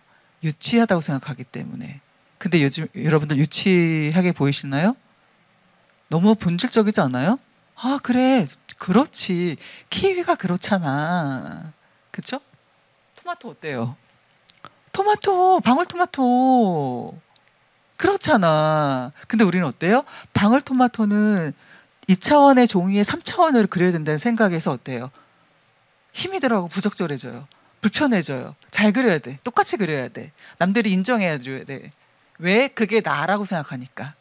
우리는 여러분들 그것이 내가 표현하는 것은 나라고 생각하기 때문에 거기에다가 의미 부여를 너무 심각하게 한다는 거죠. 근데 우리 친구들은 어때요? 의미 부여를 심각하게 안 해요. 자유롭죠. 여러분들 너무 우리 미술 교과에서 많이 봤죠? 앞선 인물 표현하고 어때요? 이야, 그래, 르누아르가 이렇게 그렸어. 그런데 시대가 가면서 어때요?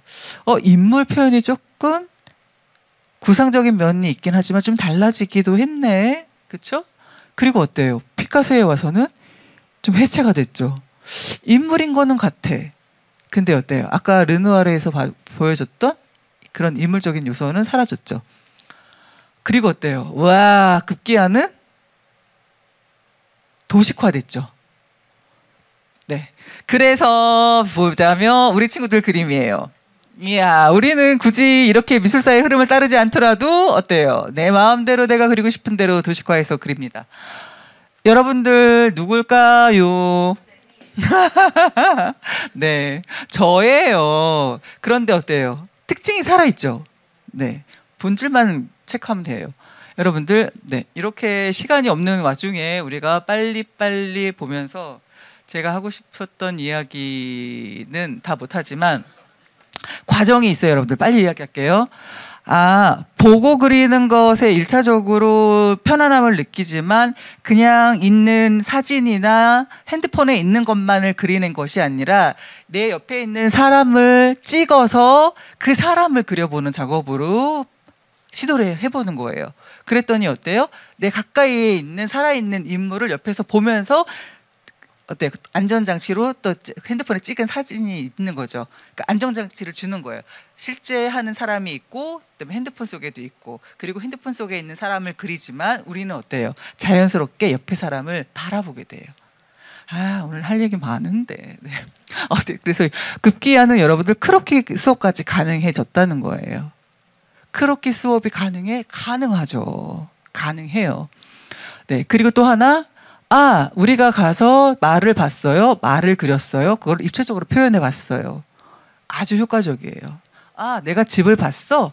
집을 입체적으로 표현해 보자. 이것을 저는 뇌의 신경 가소성이라고 생각하는데 여러분들 우리 뇌는 가만히 두면 그대로 있지만 지속해서 자극을 주고 특히나 좋은 자극을 주면 변형이 가능해요.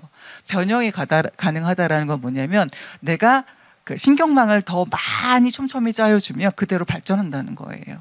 좋은 자극이 정말 필수라는 거. 그리고 하나를 바라볼 때 다각도로 바라볼 수 있는 시점을 제공해 주는 거. 네. 그냥 시간상 장애인 문화 예술인들에 대한 바램을 저는 최초 우리 그러니까 에이블 아트를 도입하신 장병용 선생님의 말씀으로 좀 대신하고 싶어요. 인간의 순진무구한 에너지를 그대로 쏟아내는 장애인들의 원초적 생명력과 지적 장애인들이 펼쳐내는 무한한 상상력이 오히려 병든 세상을 치유할 것으로 믿는다. 지금 사회가 아프죠. 사회가 병들었죠. 그 사회의 구성원인 인간도 그 영향에서 자유로울 수는 없죠. 그것을 치유할 수 있는 힘이 각자 개인한테 있는 건 사실이지만 거기에 우리 장애 친구들의 그림, 작품, 미술이 일조하지 않을까 생각합니다. 여러분들 장시간 고생 많으셨고요. 감사합니다.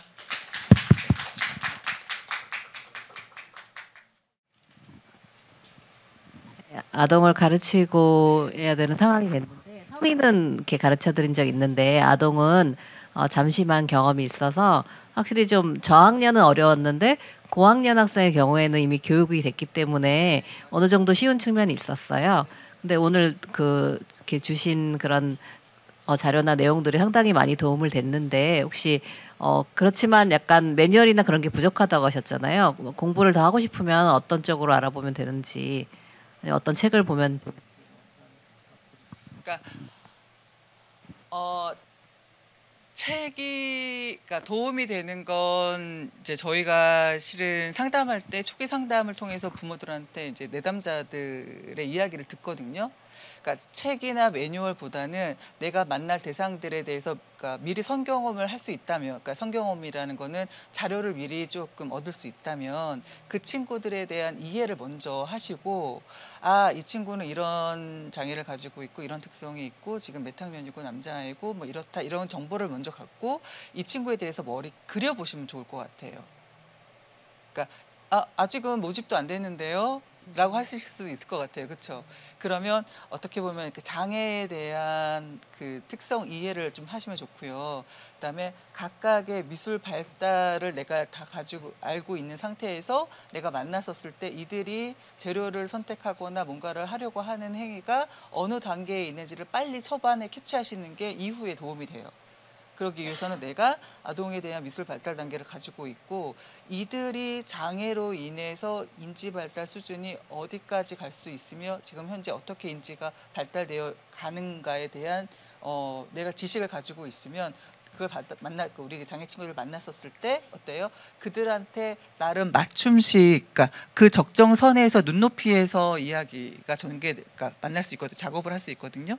그러니까 그 얘기는 뭐냐면 사람에 대한 이해를 먼저 하는 게 좋다. 어떤 재료를 가지고 어떤 미술 활동을 해야지가 아니라 내가 만나는 장애 친구가 A, B, C가 있어. 근데 A, B, C 친구는 이런 환경에서 이렇게 자랐고 지금 현재는 이렇게 있어. 호구조사를 하시는 거예요. 어느 학교를 다니고 있고 왜 이 친구가 경험하는 세상을 먼저 알고 그다음에 이제 만났어요. 만난 다음에는 이야기를 통해서 행동하는 거를 통해서 아, 이 친구가 지금 어느 발달 수준에 있구나. 그러면 나는 어떻게 접근해야지. 그러니까 미리 다 구조를 짜지 마시고 비구조적으로 들어가는데 내 마음은 어때요? 열린 상태로. 내가 충분히 이 친구하고 재미나게 놀 거야. 어떻게 놀까? 근데 어때요? 우리 타산지석이라고 하잖아요. 그래서 어떻게 놀 것인가를 많이 고민해 주시고 만나면 좋을 것 같아요. 책 많이 보지 마세요. 책은 하나의 장애예요. 또 장애가 돼요. 그런데 내가 어떤 그 인간 발달에 대한 이해도가 있으면 도움은 돼요. 그러니까 그쪽 관련된 책은 보시면 좋지만 뭐 무슨 기법, 무슨 뭐 사례, 무슨 뭐 이런 거는 가급적이면 안 보시면 더 좋을 것 같아요. 그리고 재료를 준비를 많이 해두세요. 그리고서 그냥 디지털이라서. 디지털이요? 디지털이면은 더 좋죠. 디지털이라면 이제 실은 이제 그 친구들은 이렇게 즉각적으로 반응하잖아요. 예. 그랬었을 때 그러니까 저희가 많이 사용하는 방법이 미리 같이 나가서 사진을 막 찍어요. 자기가 좋아하는 거, 가까이 있는 거. 그래서 그 검색해서 이미지를 불러오는 게 아니라 자기가 선택한 이미지를 그릴 수 있게 하는 거.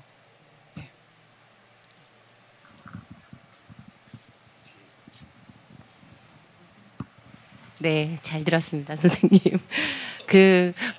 이렇게 화면에도 되게 인상적인 장면이 그 김진수 창작자가 직접 작업하는 그 화가의 화실을 다녀와서 그 작은 그림이 굉장히 갑자기 커진, 굉장히 놀라셨다는 그것. 갑자기는 아니에요. 네, 뭐 하여튼 그걸 계기로 커졌다는 게 되게 이해도 되고 어떤 마음인지 알 것 같은데, 저희 그 단체에서도 활동한 어떤 한 사례 중에 좀 정말 그냥 한정적인 몸 움직임만 했던 친구가 비장애인의 움직임을 한 번에 보고 단숨에 바로 그게 확 이렇게 동작이 나오는 걸 보고 진짜 저희도 소름이 돋을 정도로 놀란 경험이 있어요. 그래서 제가 드리고 싶은 질문은 그러니까 이건 장애예술의 관점에서 그 비장애인들과의 같이 하는 그런 협업, 그 같이 그런 활동을 하는 것이 어떤 그러니까 효과 혹은 뭐 장점, 단점이 있다고 보시는지 장애예술 관점에서 말씀을 해주시면. 충분히 모델링, 샘플링이 필요해요. 그냥 우리가 일반적으로 우리 그렇잖아요. 아이가 태어나서 자라면서 그러니까 남자아이가 아빠를 보고 여자아이가 엄마를 보고서 모델링을 하면서 자기의 성 역할을 갖잖아요. 그리고 이렇게 행동하는 거구나, 이렇게 이야기하는 거구나 배우는 것처럼 배움의 대상이, 그리고 모델링을 할 수 있는, 샘플링이 되는 대상이 있는 경험은 되게 좋은 자극이에요. 그런데 그 대상이 배타적이거나 그런 상태에서는 그 자극은 차라리 없는 편이 낫죠.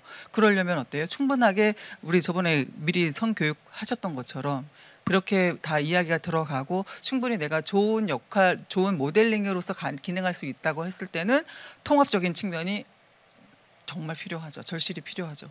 왜냐하면 장애 친구들 사이에서는 실은 별로 서로 간에 관심이 있거나 없거나거든요. 왜? 그러면서 그 행동이 그냥 그런가 보다인데 좋은 행동을 보이고 좋은 모습을 보면 사람은 자동적으로 반사적으로 따라가요. 그러면서 저렇게 하는 거구나. 나도 해야지가 되거든요. 그래서 정말 저는 좋은 자극을 줄 수 있는 모델링 샘플링은 적극적으로 필요해서 통합을 적극적으로 권장하지만 거기서 통합이라고 했었을 때 비장애인들이 준비가 미리 되어 있어야 되긴 해요. 듣다 보니까 꼭 예술가가 되지 않더라도 이 장애 아이들한테 이런 그림을 그리고 표현하게 해주는 건 되게 도움이 많이 될 것 같아서 이제 그냥 초등학교 발달 장애가 있는 어린이가 이제 표현 이런 미술이나 이런 활동을 통해서 표현을 하게끔 도와주려면 그러니까 우리가 되게 좋은 선생님이 이렇게 아까 멘토 있으면 되게 좋겠지만 비용적인 부분 이렇게 할 수가 없잖아요. 그래서 그렇게 하려면 어떤 것부터 해줘야 좋은지 만약에 부모가 이제 이 아이에게 뭔가 자극을 주고 준비를 해주고 이런 활동을 같이 하고 싶다고 한다면 어떤 식으로 하면 좋은지 좀.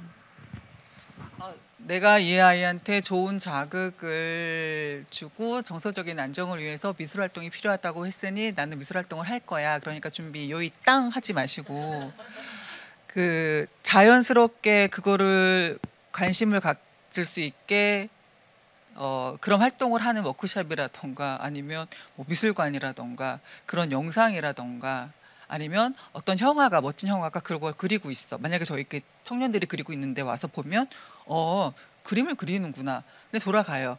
야 너도 그걸 갔다 왔으니까 너도 해보자가 아니라 기억에 심어주고 우리가 실은 도식이라는 표현을 할게요. 도식이라는 거 우리가 이제 세상을 살아가기 위해서 필요한 것들이잖아요. 그런 것들을 먼저 심어주는 거예요. 바로 행위로 들어가지 말고 머릿속에 일단 입력을 시켜주고 그런 도식을 심어주고 어느 날 이 아이가 건아가 내가 너무 지금 막 감정이 이상해. 근데 뭔지 모르겠어. 근데 어떻게든지 우리는 이렇게 그거를 표출하면 기분이 좀 해소가 되잖아요. 근데 그걸 뭘 찾지 모를 때 엄마가 예민해야 돼요. 민감해야 되고 집중하고 있어야 돼요. 빨리 알아차려야 돼요. 쓱 갖다 줬을 때 내지는 엄마가 못하겠으면 쓱 데려갔을 때 거기서 표현이 이루어질 수 있게끔. 그러니까 선생님 근데 그걸 어떻게 해요? 엄마가 그렇게 24시간 아이한테 어떻게 눈맞춤을 합니까? 그래도 우리는 어때요? 아이한테 집중되어 있잖아요. 내 온 마음 떨어져 있어도. 그때 그 타이밍을 맞춰서 하는 것도 중요하겠지만 그 시기가 있을 거예요. 그 시기에 맞춰서 해주는데 사실은 여러분들 처음부터 그렇게 비언어적인 그림으로 소통하는 게 원활하겠어요? 그렇진 않거든요. 그렇다고 해서 우리 안 되는구나. 저는 그 얘기를 하고 싶어요. 그러니까 요즘 많은 분들이 발달장애 친구들한테 이 아이는 음악에 재능이 있어. 이 아이는 미술에 재능이 있어. 빨리빨리 미술을 시켜야 돼. 빨리빨리 음악을 시켜야 돼. 저는 그건 아니라고. 다 재능이 있어요. 다 표현할 수 있어요. 그런데 이 아이가 내가 선택할 수 있게끔 계속 그 상황을 좋은 자극을 많이 만들어주고 심어줘야지 어느 정도 고학년이 되고 중학교가 됐을 때 내가 선택을 하거든요. 그때 선택을 했었을 때 좀 밀어주는 형태인 거예요. 근데 아까 말씀하셨던 것처럼 그래도 실질적으로 내가 그냥 가정 내에서 도움을 받고 싶어 그랬었을 때 저는 그림 일기. 엄마도 그림 일기를 쓰고 아이도 그림 일기를 그리고 적고 안 적어도 돼요. 엄마가 그림 일기를 그리세요. 그럼 엄마한테 조금 관심이 있거나 뭔가 분위기가 조성이 되면 뭐 하나 보고 바로 안 할 수 있지만 하려고 하거든요. 그런데 어떤 형태로든 우리가 뭔가를 그리고 뭔가를 한다라는 건 어때요? 어디서 나오는 거예요? 내 마음에서, 내 뇌에서 나오는 거잖아요. 어떤 형태로든 나의 지금의 상태가 표현이 되는 거예요. 그러면 그렇구나. 그냥 이야기해주고 뭐 그렸어? 야 이거 좀 잘 그리지 그랬어. 그러면 그렇구나까지만 해줄 수 있는 거를 지속적으로 했을 때 조금 더 어때요? 그림 일기장 너무 협소하잖아요. 난 좀 다르게 좀 하고 싶은데의 욕구가 올라올 때 그래 그럼 그때 면 참 좋겠습니다. 네. 네 어르신 잘 들으셨어요? 중간에 막 이렇게 좀 피곤하셔서 이렇게 네. 네. 그래도 이렇게 끝까지 자리 같이 해주셔서 너무 감사드려요. 네. 네, 고맙습니다, 여러분들.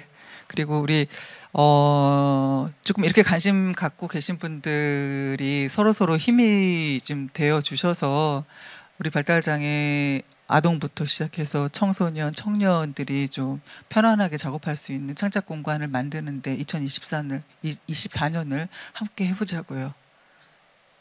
네, 힘 빠져 하지 마시고요. 네, 네, 고맙습니다. 여러분들 조심히 들어가세요.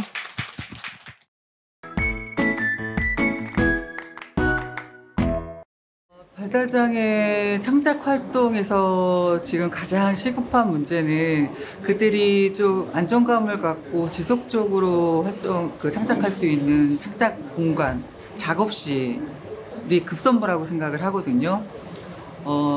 우리가 지금까지는 어떤 그냥 그 교육 활동의 일환 또는 취미 활동의 일환, 문화 향유 수준의 일환으로 약간의 그냥 단발성으로 진행되는 수업을 지속적으로 해오면서 지금 이 상황까지 오게 됐고 성과가 있었지만 여기서 조금 더 박차를 가해서 장애 예술이 제주에서도 좀 꽃피울 수 있게 하기 위해서는 그들이 안전하게 좀 창작할 수 있는 창작 공간이 마련이 되고 그 마련이 되는 것에서 더 나아가서 어떻게 보면 실은 이제 창작 활동이라는 것 자체가 혼자서 이루어질 수 없기 때문에 그것에 함께 할 수 있는 인적 자원과 더불어서 그리고 지속적으로 뭔가 그림을 그릴 수 있는 물적 자원이 계속 일정 수준은 뭐 1년이든 2년 지원이 제도적으로 아니면은 도 차원에서 좀 지원이 되는 상황을 기대하고 있습니다.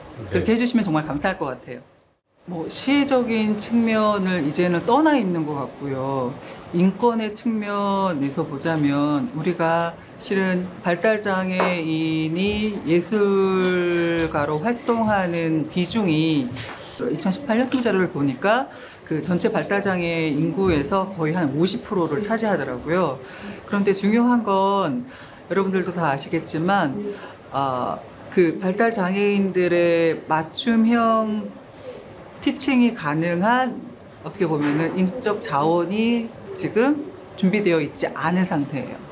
그러니까 공간 마련도 중요하지만 그들한테 눈높이 맞춤형 교육이 가능하게 할 수 있는 예술 강사들에 대한 좀 교육도 이루어져야 되지 않을까 싶어요. 왜냐하면 우리가 어쨌든 일반인들을 대상으로 하는 미술 교육에서 대학에서 미술 교육과라는 명목으로 그 후진 양성을 하는데 이 발달 장애인들의 특화된 미술 교육, 음악 교육, 연극 교육을 할 수 있는 전문가가 없다라는 것이 지금 어떻게 보면 현실이고 시급한 문제라고 생각합니다.